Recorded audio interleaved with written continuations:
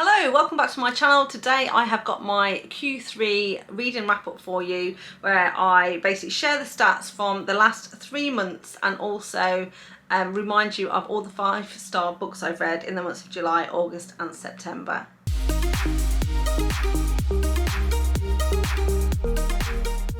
So first of all, the stats then. So in the last quarter, so July, August and September, I read 48 books in total. That was 16,089 pages, which came out at about 174 pages per day. In terms of the star ratings, I had 1 DNF, 1 2-star, 7 3-star reads, 32 4-star reads and 7 5-star reads. And then in terms of like how I read them, I had 1 beta, 5 ARCs, 4 audiobooks, 6 ebooks, 31 Kindle Unlimited and 1 physical book. And then in terms of the genres, I had a real wide variety of different types of books that I read, including 2 alien romances, 1 BDSM romance, 3 contemporaries, 7 dark romances, 2 erotic romances, 1 fantasy, 2 historicals, 18 mafia, 1 MC romance, 2 monster romances, 2 Omegaverse romances, 3 paranormal, 2 rockstar romances,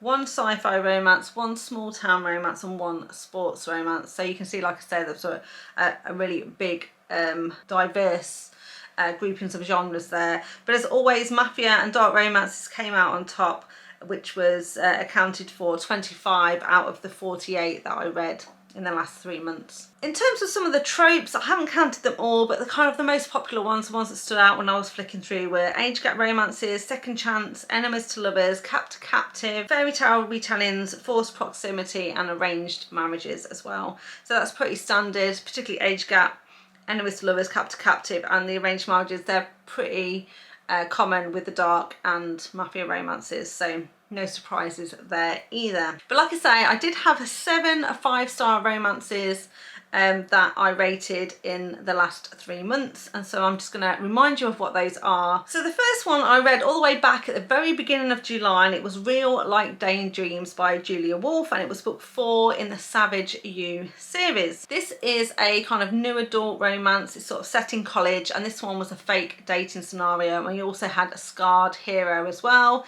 and it also included a secret identity. In this one we're following Stephenie and Julian. Now, we saw Julian in the previous books in this series, and unfortunately he was involved in an accident. He's been left with some facial scarring and also some damage to his leg, which meant that he has trouble walking and walks with a cane. Now, Stephenie, she is at the same college. She knows the female friendship group from the other books, and she's also a drummer in the marching band. Now, Stephenie and Julian meet at a party and they end up exchanging telephone numbers and texting each other, but they don't see each other again.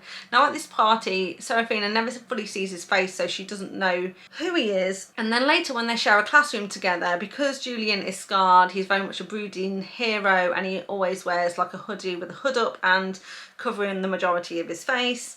But one day he is rude to the leader of the marching band group, who is very put out by Julian's by what Julian says to him, and he decides he wants to get his own back, and he decides that he's going to enlist Stephenie's help, and he basically manipulates her and says, I want you to ask Julian out on a date, I want you to get him to fall in love with you and then break his heart, so I can get my revenge, and in return next semester I will vote you in as band leader, and so you'll be the band leader going forward. And Stephenie really wants this position. It's all she's ever wanted, and so she kind of accepts this deal with this other guy. However, she gets to know Julian very quickly. She works out he's a nice guy, and she tells him about this deal. So this is not a miscommunication sort of book. It's not like they find out later or anything like that.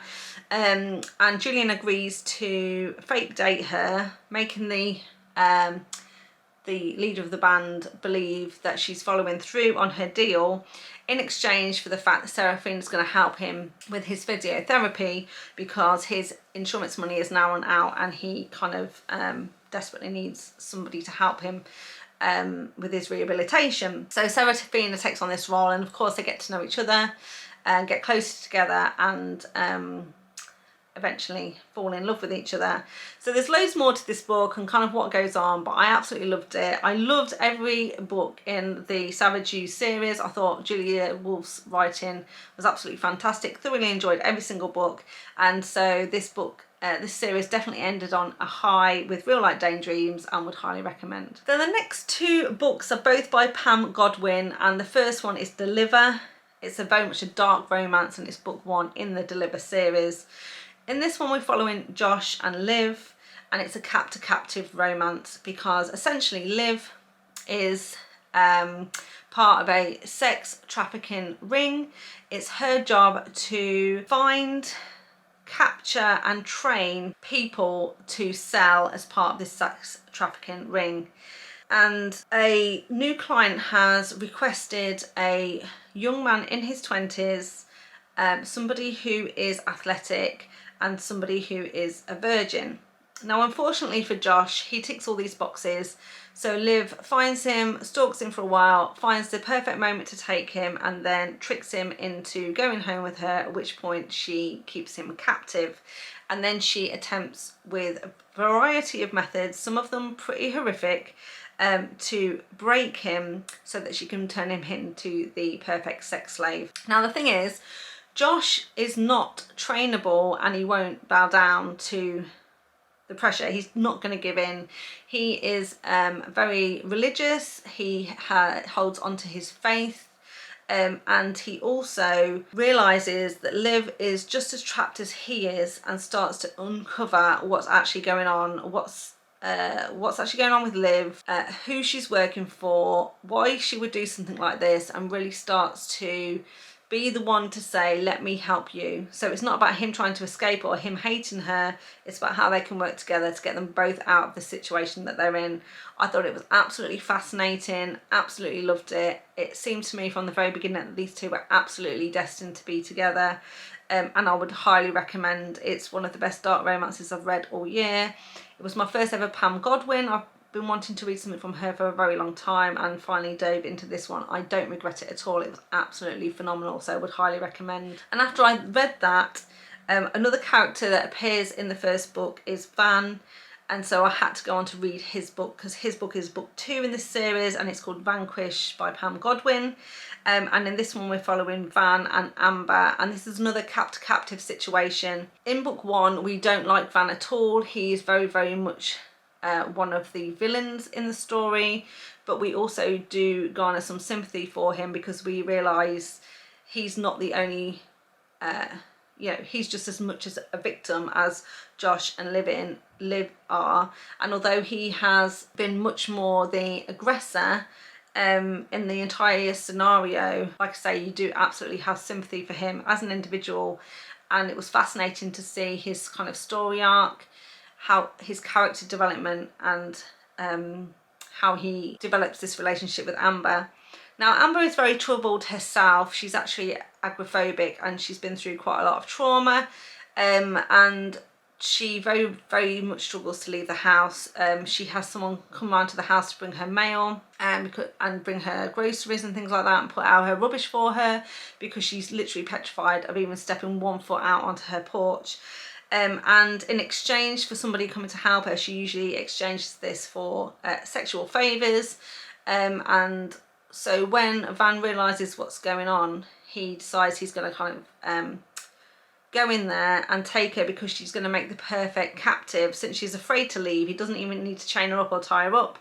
He just puts her in a house and she can't leave it. So he becomes his she becomes his perfect captive, but it's absolutely fascinating again how they work through their, you know, their issues, of which they have many, and how they find themselves in each other and how their relationship develops. Again, an absolute masterpiece from Pam Godwin, and thoroughly enjoyed it, and Van absolutely redeems himself in this story. Then the next one I've put on this list is Liars Like Us by J.T. Geissinger, and this is book 1 in the Morally Grey series. Now when I first read this one, I read it on my Kindle and I rated it 4 stars, and then recently I reread it as an audiobook, for which it was narrated by Tara Langella and Troy Duran, who are absolutely fantastic narrators, and I think together they will absolutely make a an amazing duet. Their narration together was spot on, and I appreciated this book all over again and decided to upgrade my rating to 5 stars based on the audiobook as well. Now, one of the reasons I didn't give it 5 stars in the first place, because I absolutely love JT Geisinger's writing. Her writing is absolutely fantastic. It's so easy to read. Her characters are always so brilliant. The banter between them is always spot on. So I absolutely loved all of that. When I first read it though, my issue with Lies Like Us was that we never saw into Callum's head. Sorry, and I should say that in this one we're following Callum and Emery. But in this one, we never really got into Callum's head. We never get his point of view at all, and it's all from Emery's point of view. And so I think that definitely meant that the story lacked something. We never really knew what his motivations were or what were going on. And I didn't 100% like how this book ended. However, the second time around I knew what to expect, and therefore it wasn't as much of a disappointment. And like I say, the performance from Troy and Tara was absolutely spot on. So this elevated it for me from its enjoyment level, definitely as a 5-star read. So what is this one about? So basically, Emery is a bookstore owner. She runs an independent bookstore called Lit Happens. And she has a small team of people who work for her, and it's very, very much like, you know, that movie You've Got Mail, where the big bag bookshop opens next door, and she loses all her business because everyone goes to the massive bookstore next door. They are absolutely swayed by the discounts and the coffee, and her business starts to go downhill. She's also faced with potential rent increases. She's got someone's about to sue her because they fell down on her floor, allegedly. And also the taxman's after her because they're claiming she hasn't paid enough tax. So this all comes to a head, and she decides that she's going to have to shut her business down, and she goes out for dinner with her employees and friends to basically give them the bad news, give them a nice dinner and tell them, sorry, but you're not going to have a job anymore. Now, the next morning after this meal, Callum walks in to the bookstore and offers her a deal. He said that he overheard the conversation the night before. He realises that she needs some financial assistance, and he also needs some support in this area as well, because although he is a multimillionaire, billionaire, his dad is basically threatening that unless he gets married before the end of the year, he's not going to get his inheritance. In fact, he'll be shunned from the family and he'll have no more access to his money. And so he needs to get married. So he basically makes her an offer and says, if you marry me, I'll give you £10 million so you can keep your business going. You won't have to get rid of any of your employees, and I'll get my inheritance. It's a win-win. So it's kind of a marriage of convenience. Now, she's very, very skeptical at first, but eventually she agrees to get married to this guy, and it becomes very apparent very quickly that his reason for needing to get married is absolutely not what he said. In fact, he's been keeping an eye on her for a very long time, very stalker-like tendencies towards her, and he's done this absolutely to get her exactly where he wants her, which is to be his wife.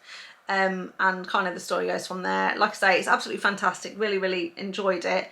And went on the second time around listening to the audiobook, absolutely worth the 5 stars. Then the next one on that list is The Alpha's Resurrection by Marlowe Roy. This is book 3 in the After End Omegaverse series, and we are following Jake and Zora. So like I said, this is an Omegaverse romance, but it's also sort of an age gap and a forbidden romance as well. And in a previous book, Jake has very much been a villain, and so it's been really interesting to see his story arc as well, in terms of understanding why he was thought of to be a villain, and who he is now and what he's trying to do to become a better person. So we definitely get to see his redemption arc, which I thoroughly enjoyed. So the After End series is very much on the premise that some form of apocalypse has happened, the world has come to an end as we know it, and in the rubble of this aftermath, humanity has changed. There are now omegas, betas and alphas in our communities. We've lost all sort of technology, and now people are grouping together in sort of their own communities and small towns, and the alpha males are very much in control. They are very, very strong and fast, and all of the attributes of a normal alpha you'd expect in an omegaverse, and therefore very controlling. It's very patriarchal kind of society. Now, Jake is a human who was alive before the After End, so he's very, very old, but he is an alpha. And one of the reasons he's a villain in a previous book is because the hero from the first book, Hunter, he is the alpha of alphas, and he's in charge of this particular community where they all live. And he very much remembers the time before. He's very, very open-minded. He knows that women are equal to men, and he wants to treat them with respect. Now, Omegas are mistreated in other communities because obviously they're Omegas and the Alphas try and control them, but Hunter is very much of the opinion that they need to be protected and they need to be given their own choices. And so everything is, you know, fairly open and relaxed in his community. However, in book 1, Hunter finally gets his Omega because it's a fated mate situation, but Jake is kind of, you know, he's gone off the rails, he's crazy, he's kind of living alone.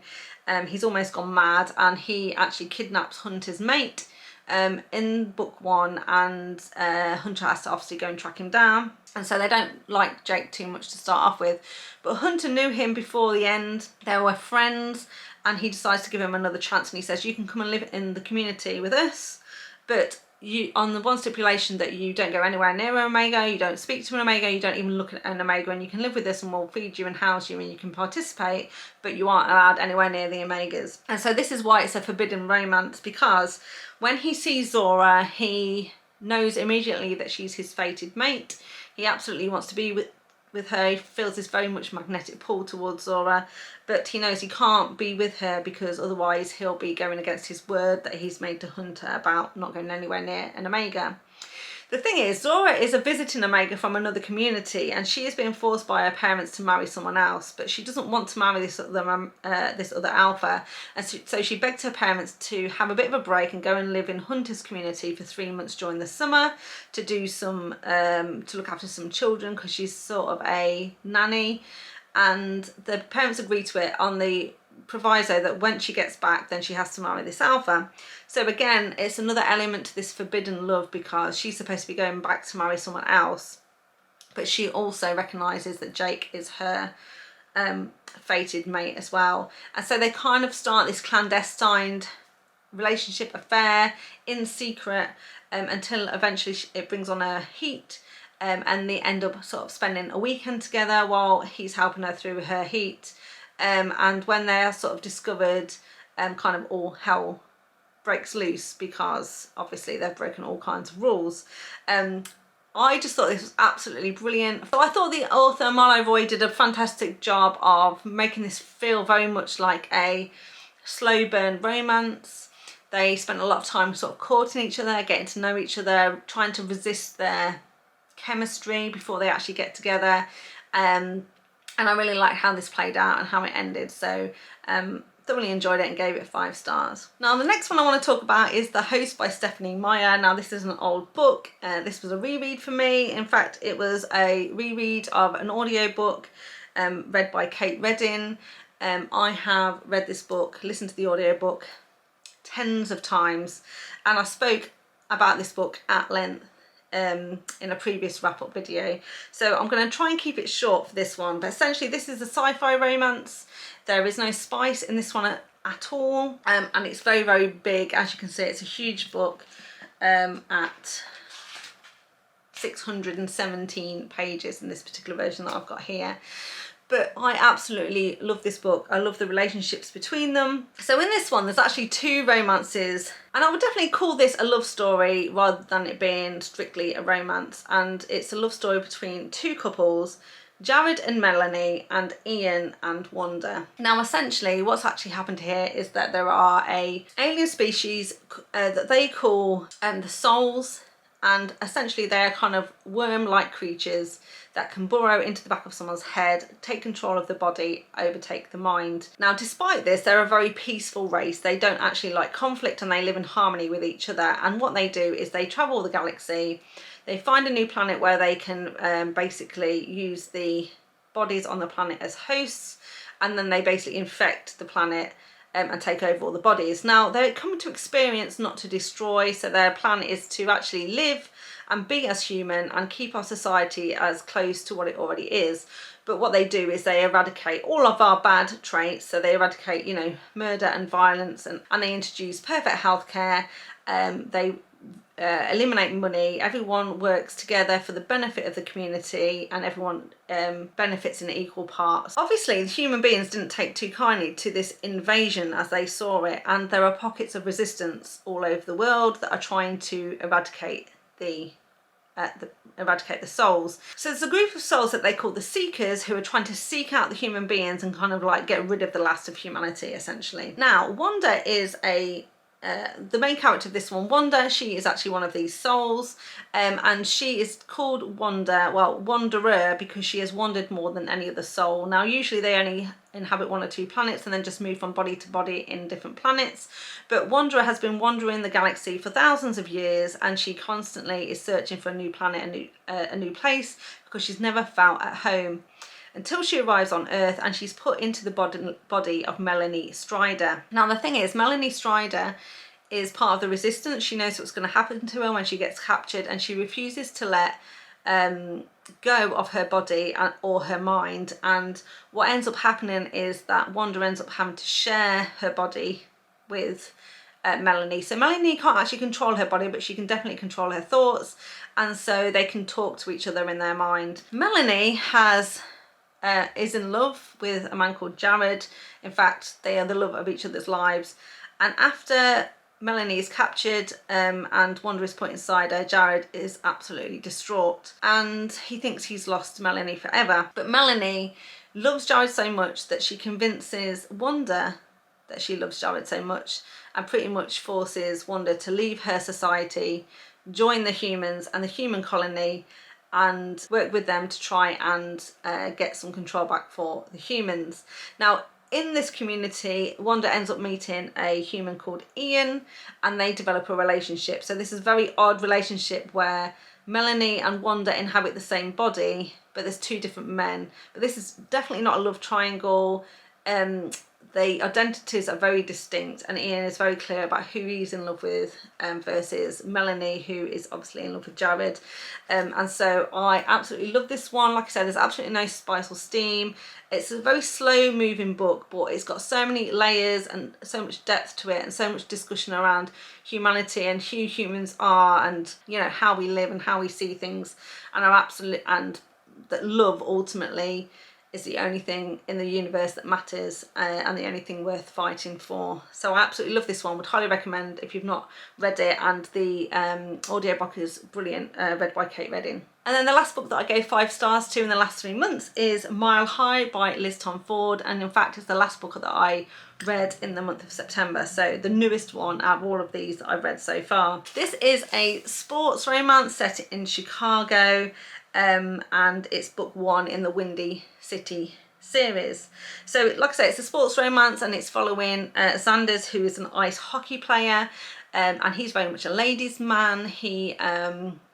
And he's got a bad reputation both on and off the ice. So he's definitely got a media persona that basically means he is not afraid to get into a fight on the ice, and he is always seen with a different woman on his arm off of the ice, and that's kind of his media persona, and the one that he sells to the press, and he's making him a lot of money in his ice hockey career. And then we have Stevie, and Stevie is a twin sister of Ryan Shea, who's a hero from book 2 that everyone talks about and everybody loves, and Ryan is a basketball player. So she's always lived in Ryan's shadow because her brother is, like, you know, this famous basketball player, and she is much shorter than him and quite a curvy lady, so she lacks confidence in how she looks as well. Now Stevie happens to be a flight attendant, and she's a flight attendant on a private plane for the Chicago Raptors, who are the ice hockey team. And this is where she meets Xander, because Xander is obviously part of the team, and she becomes basically his flight attendant. So every time they've got an away game or they're traveling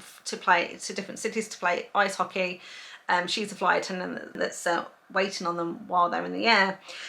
Now they get off to a bit of a rocky start, and Xander's absolutely delights in constantly ringing his buzzer on the plane to get her over and ask for all kinds of things, and he drives Stevie absolutely mad. The thing is, he's got the hots for Stevie and he really wants to have a one-night stand with her, but she keeps saying no. And one of the key reasons is because he's obviously very attractive, but she has promised herself that she will never date a sports personality again, and also because fraternisation is frowned upon, and she could lose her job if they do hook up and they get found out. So she keeps pushing them away and saying no. Well, of course this drives Xander absolutely crazy, and he continues to try to pursue her, and eventually Stevie does give in, but they swear it's only going to be one night. Of course, one night isn't good enough for either of them, and they want more, and they have to keep this relationship then a secret, so it becomes a bit of a secret relationship.